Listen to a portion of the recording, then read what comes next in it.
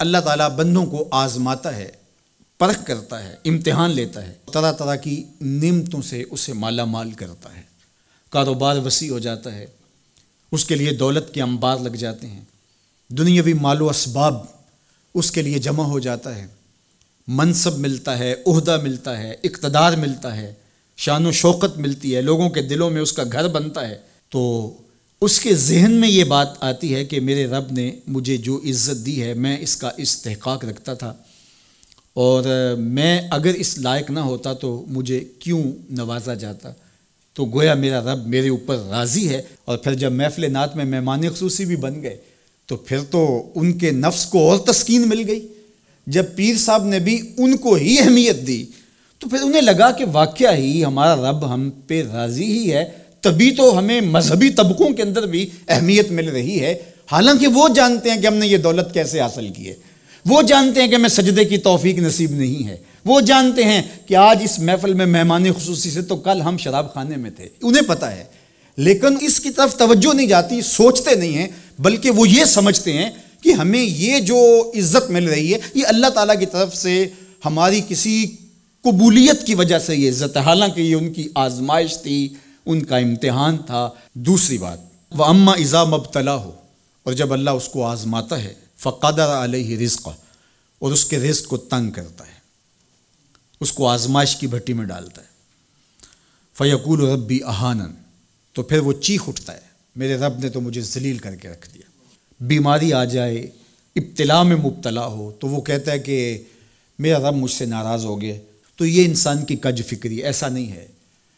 کسی شخص کو دولت کا دیا جانا یہ اللہ کی رضا کی دلیل نہیں ہے، اور کسی شخص کو غربت کے امتحان میں ڈالا جانا یہ اللہ کی ناراضگی کی دلیل نہیں ہے۔ حضرت امام رازی نے لکھا ہے کہ مکے سے لے کر طائف تک 70 ایسے نبیوں کی قبریں ہیں جن کی وفات صرف بھوک کی وجہ سے ہوئی، تکلیفوں میں، آزمائشوں میں، امتحانوں میں، ابتلاؤں میں اس کے بندے رہے ہیں۔ میرے اور آپ کے آقا و مولا حضور ختمی المرتبت کے گھر میں کبھی برابر چولہا نہیں جلتا تھا، کبھی کھانے کے لیے کچھ میسر نہیں ہوتا تھا، پانی پی کے اور کھجور کھا کے گزارا ہوتا تھا، تو یہ تو کوئی دلیل نہیں ہے۔ اللہ کی رضا کی دلیل کیا ہے؟ نیکی کی توفیق مل جانا۔ اور اللہ کی ناراضگی کی دلیل کیا ہے؟ کسی شخص کا گناہ پہ دلیر ہو جانا۔ کوئی بندہ گناہ پہ دلیر ہے اور معصیت، نافرمانیاں، اللہ کے حکموں کو توڑنا اس کا مزاج ہے تو سمجھو اللہ اس سے ناراض ہے۔ اور اگر کسی کو اللہ نے سجدے کی توفیق دی ہے، کسی کو اللہ نے اپنے راستے میں خلوص کے ساتھ خرچ کرنے کی توفیقات عطا کی ہیں، حلال حرام کی تمیز اس کو عطا کر دی گئی ہے، تو پھر سمجھ لو کہ اللہ اس پہ راضی ہے۔ باقی رہی بات کہ کسی کو دولت کا زیادہ دیا جانا، کسی کو کم دیا جانا، تو یہ آزمائش ہے۔ اب جو اہل ایمان ہیں، اللہ کے بندے ہیں، وہ کیا کرتے ہیں؟ جب دولت زیادہ ملتی ہے، اقتدار ملتا ہے، منصب ملتا ہے، تو صرف اللہ کے شکر کے دائرے میں آ جاتے ہیں، اور جب مصیبت آتی ہے، تکلیف آتی ہے، اذیتوں میں مبتلا ہوتے ہیں، تو پھر وہ یہ نہیں کہتے کہ ہمارے رب نے ہمیں ذلیل کر دیا، بلکہ وہ اس پہ صبر کرتے ہیں اور اللہ کے حضور دعائیں کرتے ہیں، التجائیں کرتے ہیں کہ مالک تو نے جو جس آزمائش میں ڈالا ہمیں پورا اترنے کی توفیق نصیب فرما، ہماری سفید پوشی کا بھرم نہ ٹوٹے،